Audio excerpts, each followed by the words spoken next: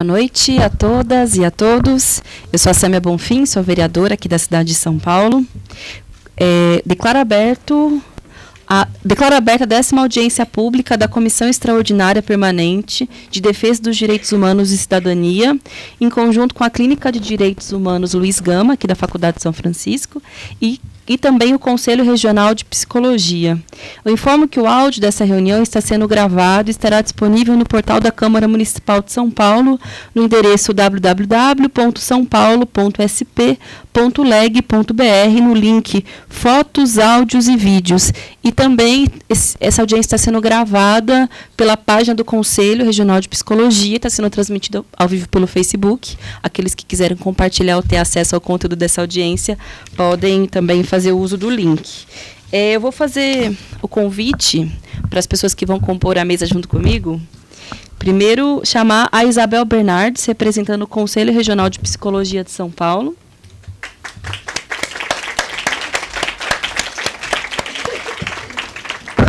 O Alcir Neto, representando a Secretaria Municipal de Direitos Humanos.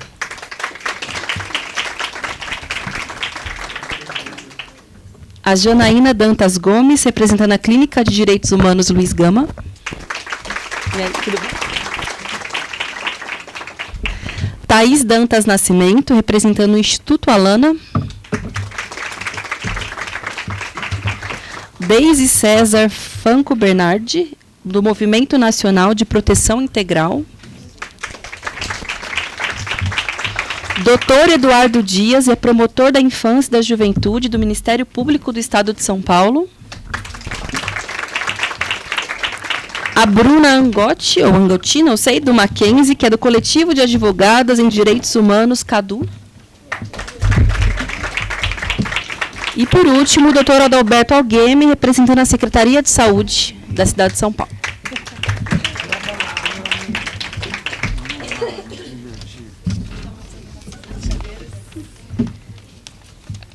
Cabemos todos? Doutora Adalberto, senta aqui, ó. Depois a gente troca os papeizinhos.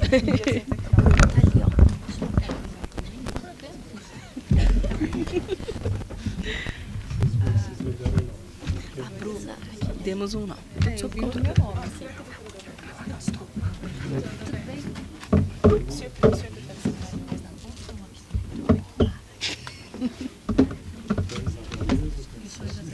Sâmia, Eduardo, Deise. A Janaína ficou na ponta. Isso. Todos no mesmo tamanho.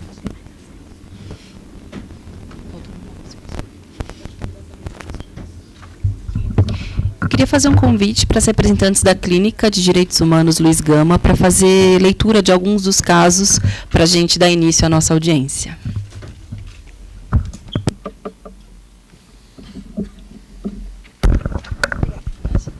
Boa noite. Isabela é menor de idade e está em situação de rua, assim como seu companheiro Gabriel, com quem está há 2 anos e de quem acabou engravidando. Os dois têm histórias parecidas de fragilidades de vínculos. Saíram de casa na adolescência, começaram a fazer uso problemático de drogas e, desde então, ficaram na rua e se utilizaram de equipamentos de assistência. Quando Isabela engravidou, começou a ser acompanhada pelo consultório na rua.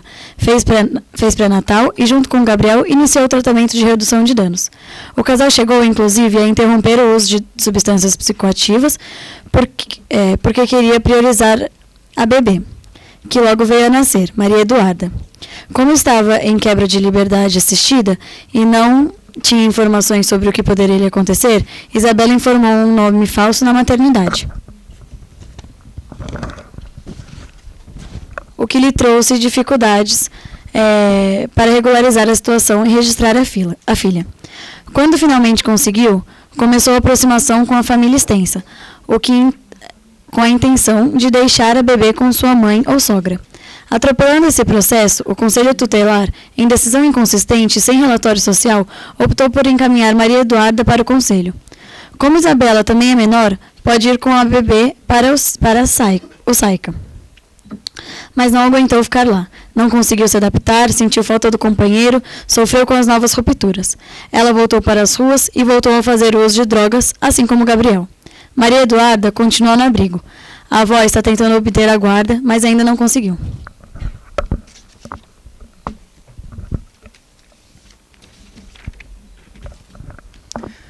Boa noite a todos. Meu nome é Sofia e eu vou ler sobre a Maria Zélia. Maria Zélia tem 31 anos, está em situação de rua há 8 anos e alterna entre a casa de sua mãe e uma ocupação, mas ultimamente está mais em casa. Tem ensino médio incompleto e está desempregada. Foi presa por tráfico de drogas e acredita que está sendo procurada pela justiça. Teve 3 internações prévias por uso de drogas. Atualmente acessa a UBS em tratamento para dependência química. Teve 10 gestações. 3 de seus filhos vivem com a avó materna e com ela. 2 vivem com a avó paterna. Um deles com uma amiga da mãe. Uma delas está abrigada desde o nascimento. Uma foi adotada com 6 meses e uma delas foi natimorta. Em sua última gestação, Maria Zélia deu entrada somente na hora do parto. Seu bebê nasceu saudável, mas foi encaminhada pelo berçário por uma questão social. No parecer técnico, Maria Zélia foi considerada como genitora sem condições de assumir os cuidados com o recém-nascido, por possuir histórico de uso de drogas. O juiz determinou o acolhimento institucional da criança. A avó materna e a tia paterna do suposto genitor demonstraram interesse em se responsabilizar pela criança. Maria Zélia reiterou diversas vezes a preocupação e o receio com encaminhamentos futuros de seu processo. O juiz destituiu o poder familiar no fim.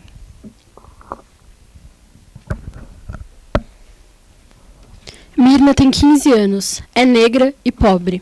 Tem 4 irmãos e sua mãe, Dona Marta, que trabalha em um dos hospitais de São Paulo, é a única renda para o sustento da família. O pai sumiu na vida. Dos irmãos, um está internado na Fundação Casa, outro casou-se e mudou-se de endereço, e o terceiro está desempregado e não estuda. Ela e a irmã caçula, Mirtes, que sofre com um déficit cognitivo grave, foram acolhidas em uma entidade social assistencial, pois foram vítimas de estupro por parte do seu padrasto. No SAICA, Mirna conheceu o adolescente Marcos, usuário de entorpecentes desde muito novo. Após algum tempo, Marcos fugiu do acolhimento e Mirna o acompanhou. Juntos são usuários de crack nas ruas de São Paulo. Vez ou outra, Mirna volta para a casa da mãe, mas logo volta às ruas e ao uso de crack junto com seu companheiro. No parto, ficou sabendo que não poderia sair da maternidade com sua filha. Sua avó, Dona Marta, ao saber que a neta seria encaminhada para a vara da infância e da juventude, acionou o equipamento de saúde de rua que já acompanhavam a trajetória de Mirna na tentativa de mediar a situação. Após a intervenção dos equipamentos, a adolescente pôde sair com sua filha da maternidade. Hoje, a bebê está bem e com saúde, e sua guarda legal está com a avó. E Mirna? Mirna, vez ou outra vista perambulando pelas ruas de São Paulo. O crack é sua companhia diária. É uma menina que tem, segundo o ECA, o mesmo direito ao atendimento, atenção das políticas públicas e apoio dado à sua bebê. Mas quem luta pelo direito dessa menina mãe, que também é protegida pelo Estatuto da Criança e do Adolescente?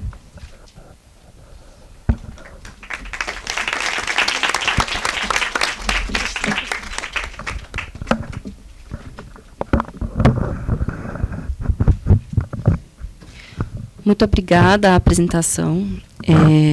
Acho que é muito necessária, na verdade, essa audiência pública ser feita em conjunto com a Câmara de Vereadores, porque é necessário que a cidade de São Paulo oficialmente dê visibilidade ao trabalho que a Clínica de Direitos Humanos desenvolveu. E que a partir daqui a gente possa encaminhar algumas iniciativas, tanto para a Secretaria de Direitos Humanos, mas também para a Secretaria de Saúde, que estão aqui presentes, para que a gente possa transformar toda a nossa indignação e tristeza em comoção diante desses casos em políticas públicas efetivas, né? Por isso também a presença dos convidados aqui da mesa nos ajuda a não só recolher, né, reunir esses depoimentos, mas também a construir um bom trabalho de acúmulo de intervenção pela parte do poder público. Por isso, sem mais delongas, eu já queria passar a palavra para os representantes que estão aqui na mesa, para que a gente possa dar sequência também para a nossa audiência e para os trabalhos do dia. E eu queria começar com a Janaína, representando a própria Clínica de Direitos Humanos, para falar um pouco mais sobre o trabalho e a publicação, que inclusive ela já nos entregou uma hoje, para mostrar para vocês, caso alguém não tenha, não imagino que vocês estejam distribuindo, que ficou além de tudo bem bonito o trabalho, e acho que seria importante você começar fazendo uma apresentação também. Microfone aqui.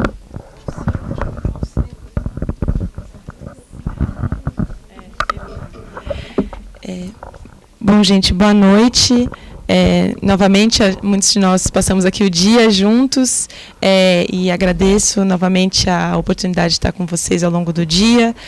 Agradeço a parceria da Comissão de Direitos Humanos da Câmara dos Vereadores, na pessoa da vereadora Sâmia, e a parceria de todas as pessoas que estão aqui compondo essa mesa, de todos vocês que passaram o dia conosco e que são parceiros nesse tema da proteção social, do exercício da maternidade e desse nosso produto, que é um relatório que, antes de mais nada, quer dar voz às profissionais que atuam na ponta, na proteção dessas mulheres, no exercício dessa proteção ou diante das lacunas, dos desafios que é exercer a proteção para essas mulheres, diante de falta de estrutura, falta de articulação, de todos os estigmas que as mulheres em situação de rua, que as mulheres usuárias de drogas carregam, e a dificuldade que é tratar desse tema e cuidar desse tema e permitir e proteger o exercício da maternidade dessas mulheres. Então, de maneira muito breve, eu queria agradecer a todas as pessoas que compõem essa mesa. A escolha conjunta desses nomes tem a ver com a proteção que cada um de vocês, em potencial, pode realizar para essas mulheres e como que é importante a gente compor mais um momento desse debate com pautas práticas e encaminhativas, e por isso a escolha e o espaço de fala aqui nessa nossa oportunidade de audiência pública. O que nós gostaríamos de contribuir, enquanto Clínica de Direitos Humanos Luiz Gama, é contar que esse é um projeto de extensão. É uma pesquisa que foi parcialmente financiada pela própria USP, pelo seu sistema de fomento de pesquisas de extensão, e pelo Instituto Alana, aqui representado pela Thaís. É uma pesquisa que, após um trabalho que ano que vem completa 10 anos, sobre a população em situação de rua e com a população em situação de rua aqui na cidade de São Paulo, a partir de 2016, o nosso grupo, que é eminentemente feminino, que também pode ser visto pelas nossas integrantes que estão aqui presentes, e às quais eu queria agradecer o empenho com esse tema e com a realização desse evento hoje, nós começamos a nos lançar à rua e nos perguntando quais eram os desafios enfrentados pelas mulheres. O que será que acontecia com as mulheres na rua, quais eram suas peculiaridades, e nos espaços que nós transitávamos estavam apenas os homens, né? Ou nós ouvíamos mais os homens. E quando nós tentamos ouvir as mulheres, nós encontramos uma grande dificuldade.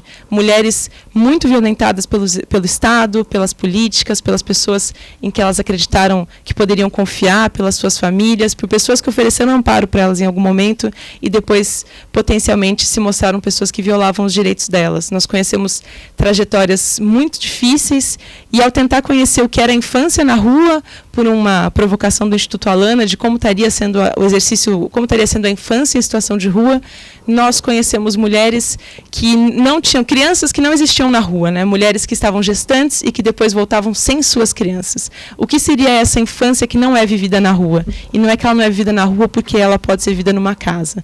Uma infância que separa, uma proteção à infância que acaba por separar filhos de suas mães, que acaba por separar famílias, e essas famílias podem ser compostas por homens e mulheres, por mulheres e mulheres, e uma política de separação, né? A falta de abrigos, como a gente mencionou nas mesas, né? A falta de acolhimento familiar aqui na cidade é uma realidade, e quando a gente pensa em acolhimento familiar, em acolhimento amplo, um cuidado integral com essas pessoas, a gente não pode respeitar os bens que elas possuem, as carroças, aquilo que elas possuem de mais precioso, muitas vezes tem que ser deixado de lado para o acolhimento.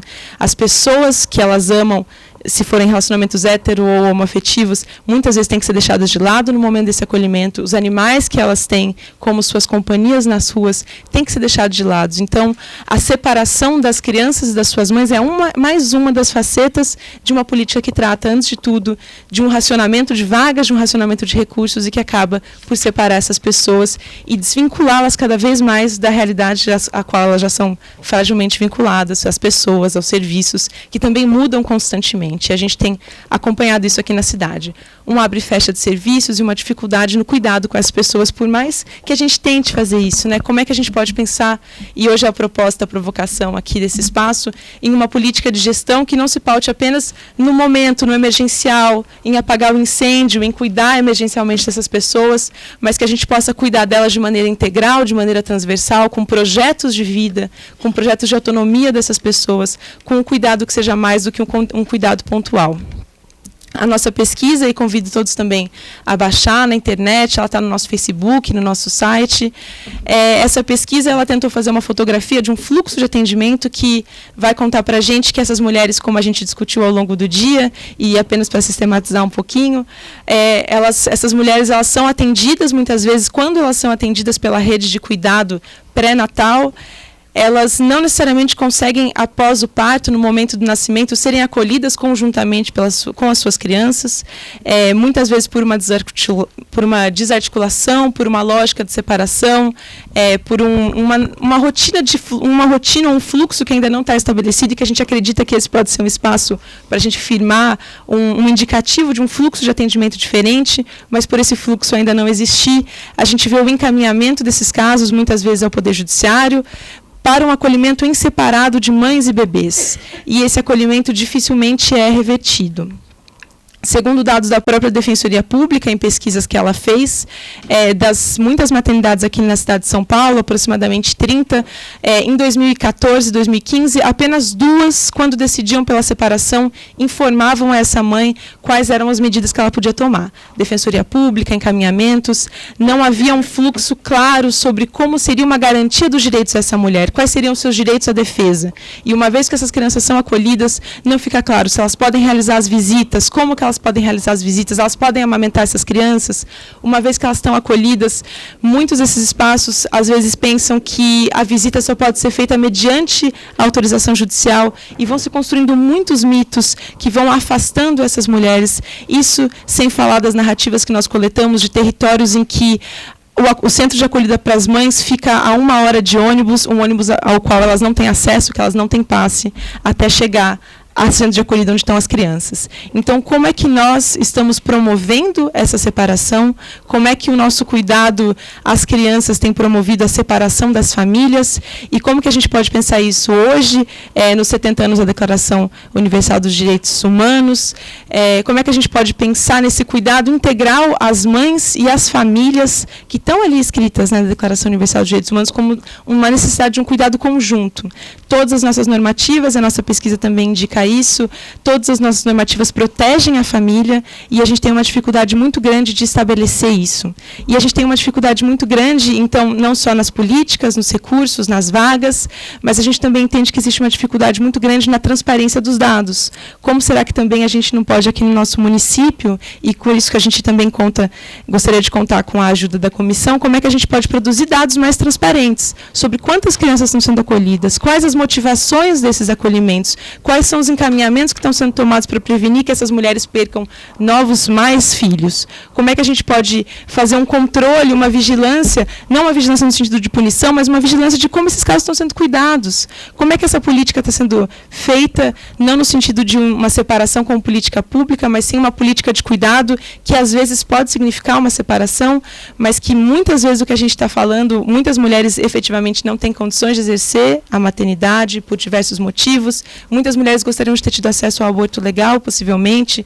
Muitas das gestações são de fruto de violência na rua, mas a nossa pesquisa e a nossa proposta para hoje ela é justamente se debruçar sobre as mulheres que podem e querem exercer a maternidade responsável dos seus filhos e das suas filhas. Quais são as condições que a gente está oferecendo para elas? Então, é com essa provocação que eu queria apresentar o nosso trabalho e pedir que vocês também façam contribuições na noite de hoje para que a gente possa pensar saídas, encaminhamento a partir do conhecimento de vocês, e que muitas que atuam na ponta, para a gente poder contribuir com esse debate e poder contar com a Comissão de Direitos Humanos para o fortalecimento dessa rede, para a transformação dessa rede a partir de quem atua na ponta, a partir do conhecimento que a gente já tem visto, e a gente tem visto, antes de tudo, profissionais que estão exauridas, que estão em sofrimento ocupacional, que estão naquilo que a gente vai chamar de burnout, de fadiga da compaixão, que estão exauridas do exercício de um cuidado, sem poder oferecer essas vagas, sem poder oferecer esse cuidado real, de falar, olha, eu não tenho como oferecer essa vaga para essa mulher, porque eu sei que ela não vai conseguir.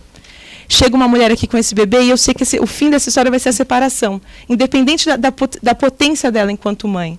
porque a gente não tem o que oferecer para ela. E isso tem sido muito doloroso de ver nos processos com as mães e com as profissionais, e em respeito a essas trajetórias todas que a gente fez esse material, compartilha essas narrativas, e estamos também à disposição para conversar mais, e fico muito feliz também de ver pessoas emocionadas aqui hoje. Nós nos emocionamos muito com esse tema, e é por nos permitirmos e conseguimos ainda nos emocionar com isso, que a gente não vai se acostumar com essa separação, a gente vai continuar oferecendo resistência. Obrigada, gente.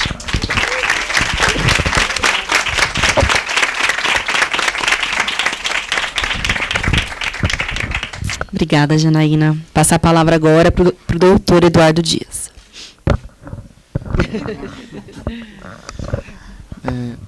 Bom, vocês controlem aí um pouco o tempo, mas é uns 10 minutinhos, eu posso ter, de 5 a 10?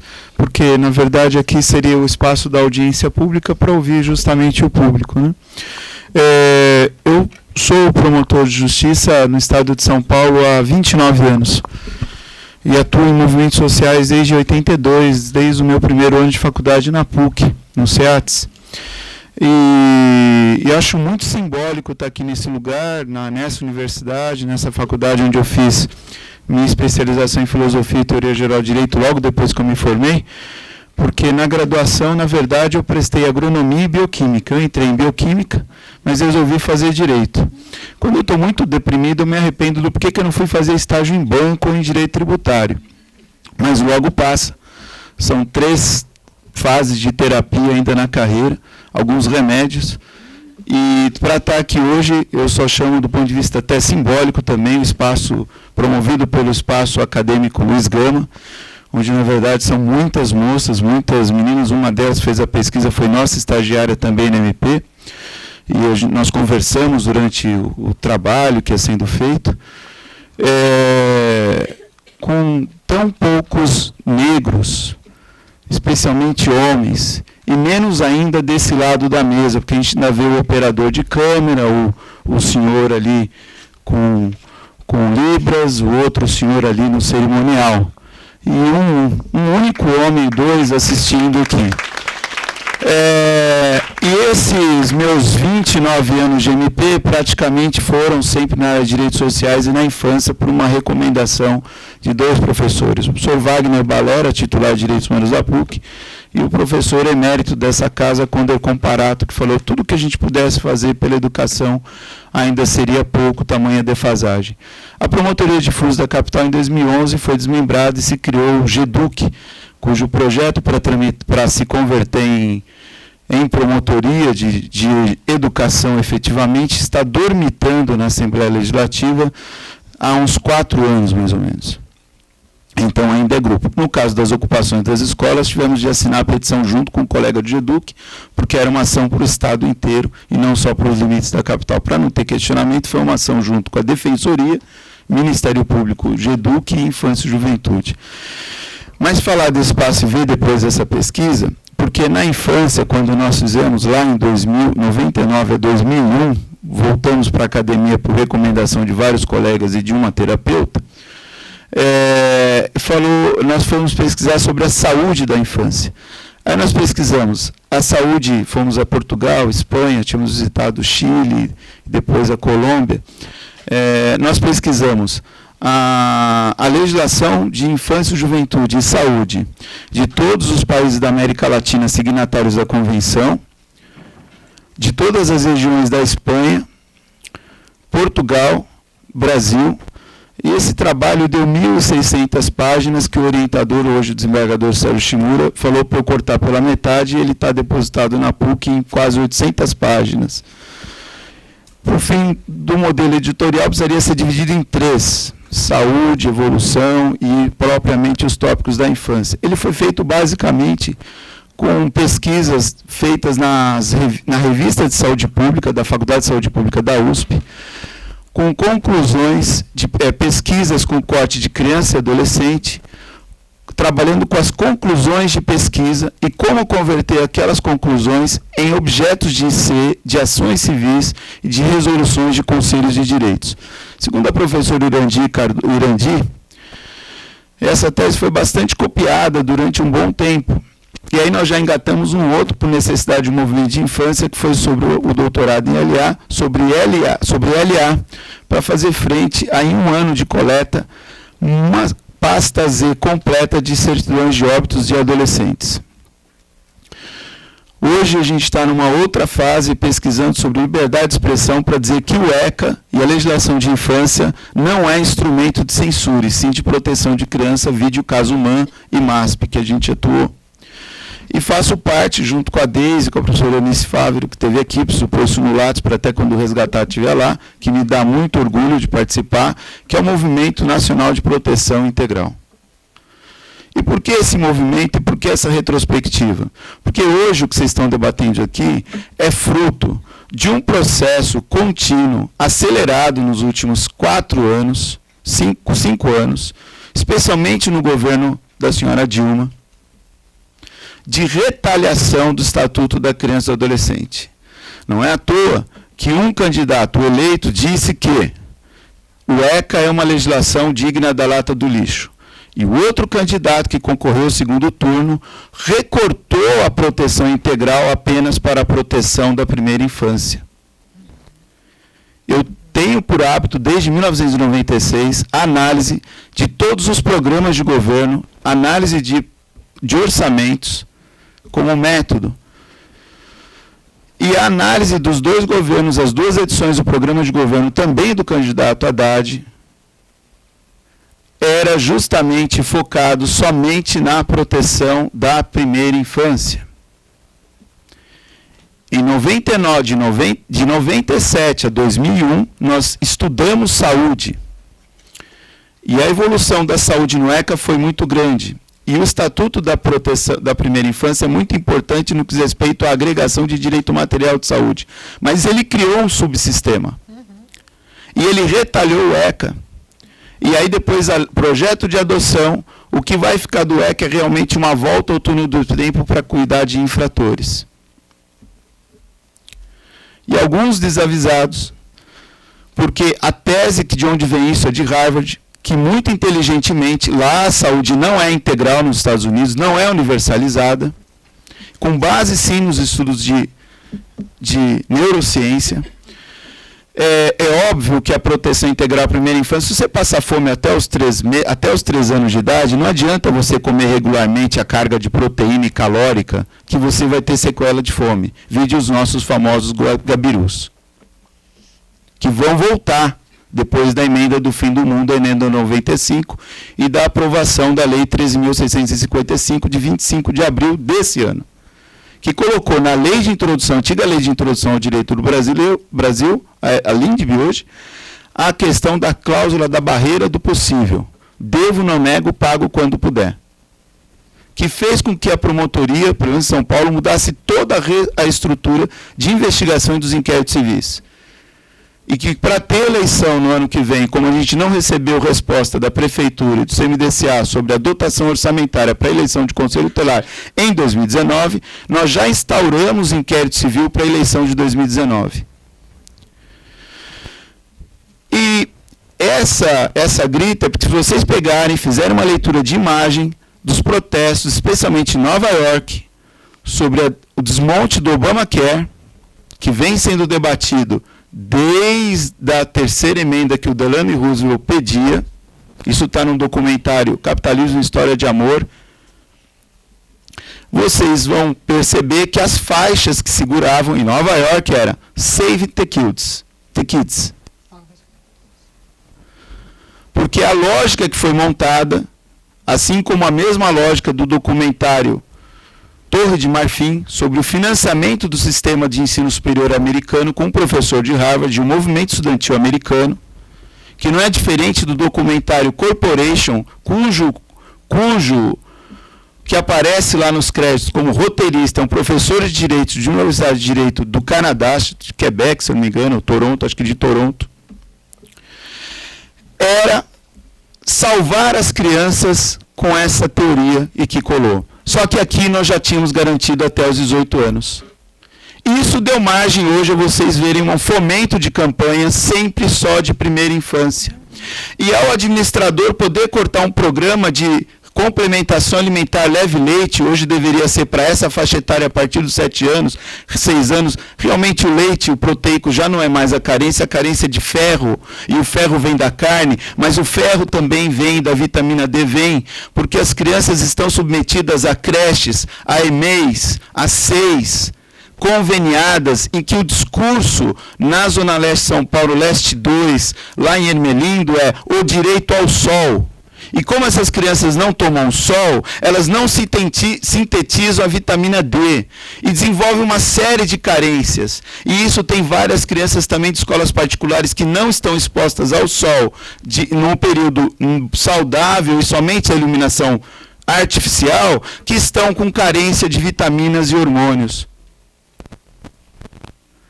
Mas mesmo assim, é facilmente você dar numa penada, corta o programa de leve leite a partir dos 6 anos, porque isso está amparado em lei. Eu vou priorizar a primeira infância. E daí vem essa questão das mulheres e da maternidade. Aqui é a proteção da maternidade social. Em 2008, eu lembro de um trabalho da Pastoral Carcerária, que a gente foi ao plenário do TJ, antigo plenário do Tribunal do Júri, hoje no TJ, e que hoje ela é defensora pública, foi a primeira colocada no concurso, a doutora Fernanda Malera, e ela pegou e junto com a RAID e com um aluno da Faculdade de Cinema da FAAP, que transformou isso no TCC dele, enquanto o Estado dizia que as mulheres não davam à luz algemada, eles produziram um curta-metragem em vídeo comprovando e filmando as mulheres dando à luz algemada. 3 semanas depois, o secretário da SAP, que dizia que isso não acontecia, justamente num próprio da Santa Casa de São Paulo, achou uma regulação acabando com isso. E já naquela época, o que se levantava era como é que a pastoral carcerária ia dizer para uma mãe, depois de 8 meses, que o filho dela tinha sido dado em adoção. E que, absurdamente, apesar dela estar presa, não se localizava a mulher em lugar nenhum, só que ninguém acessava o sistema de informação criminal. E que isso retoma também uma pesquisa que foi feita pelo Instituto Luiz Gama, com o êxodo, que são os verdadeiros exilados e refugiados no seu próprio estado e na sua própria cidade, do que aconteceu de uma intervenção na Cracolândia de 2009, em que os moradores de rua apareciam no serviço e diziam que eles estavam sendo pedidos, porque efetivamente eles tinham sido autuados em flagrante de tráfico, de uso de droga naquele território. Curiosamente, salvo engano, somente uma denúncia foi oferecida. Salvo engano, esse processo foi julgado improcedente, os outros todos arquivados, e esses coitados, mesmo depois de 3 anos, achavam que estavam sendo processados. E daí vem esse tema, mulher em situação de rua, dependente química, dando à luz, o embate entre a resolução 01 do MDS, do Ministério da Saúde, com base num parecer de uma colega procuradora da República, que diz que recomendação do MP é uma recomendação, e de fato é uma recomendação, que só determine, coisa cogente, uma decisão judicial transitada em julgado. De todos os casos que foram falados aqui, e aí a gente fazendo esse trabalho quantitativo e qualitativo, e com a colega Luciana Bergman, que não pôde estar aqui, especialmente desde 2015 e mais ainda 2016, reestruturando a atuação da promotoria de difusos, e aí nós conseguimos, porque o ECA só tem quase 30 anos, e até então não tinha nenhuma resolução do CONANDA sobre como trabalhar com crianças em situação de rua. Hoje teve um seminário de manhã no Ministério Público, eu estava no Palácio do Governo com a Unicef, a Assembleia e vários movimentos sociais, lançando o Comitê Paulista contra o homicídio de adolescentes. Essa pauta é uma CPI de 2009, que foi objeto de ação civil sobre desaparecimento de crianças e adolescentes, que continua elevado. Pesquisa feita pela colega Eliana Vendramini, o número de crianças e cadáveres sendo inumados no cemitério da capital, aparentando serem crianças e adolescentes. A outra ação de PPCAM, 11 ações civis sobre reordenamento, porque a gente de fato ainda tem crianças da Cachoeirinha e Brasilândia, Grajaú, sendo acolhidas em Itaquera, porque em 2012 Nessa entrada, a gente conseguiu fazer em 2012 a situação de Itaquera, que tinha um absurdo de crianças em Itaquera, fora de Itaquera. 2015, essa ação é julgada, extinta, porque se resolveu a situação de Itaquera, se criaram SAICAs em Itaquera. Só que aí começou a mandar criança de outros territórios para Itaquera. E aí, quando vocês vão ver os fundos de financiamento do FUNCAD, que é o maior fundo do Brasil de criança e adolescente, os vazios de financiamento são Cachoeirinha, Brasilândia, Fundão da Zona Sul, Zona Leste 1 e 2, Fundão, porque as ONGs só querem atuar no centro de São Paulo e nos bairros nobres. E aí eu convido os senhores a verem a dissertação de mestrado de uma funcionária da SMARTS, que defendeu na PUC sobre a orientação da professora Aldaísa, que levanta o que a gente chama de G9, as grandes 9 entidades que administram perto de 4, 5 milhões por mês, administrando de 40 a 50 projetos entre LPI, SAICAs, creches, medida socioeducativa em meio aberto. E principal, abordagem de rua. E aí outro inquérito que resultou nisso, que é o seguinte: como é que faz a abordagem de rua? Quem faz? Aí você vai ler o convênio, eles dizem que tem de articular com o Conselho Tutelar. O Conselho Tutelar tem uma lei que não avança na Câmara, a vereadora Soninha está tentando puxar isso, é uma lei que foi paradigmática em 91 e nunca foi atualizada. E aí você tem a resolução 105 que não é atualizada. E aí você tem esse conflito, porque não existe uma resolução do CMDCA regulando essa realidade de abordagem dessas crianças aqui. E o Judiciário e os meus colegas do MP estão trabalhando ainda com um fluxo de trabalho que foi desenvolvido pela ABMP, um caderno de fluxo, está no site, na internet, sem as adaptações. Mas mesmo que façam as adaptações, acabou se virando uma colcha de retalhos, porque o artigo 13 do ECA determina esse procedimento de comunicar imediatamente. E isso explodiu, se o Instituto quiser, isso está numa ação civil, que foi a do Largo do Paissandu.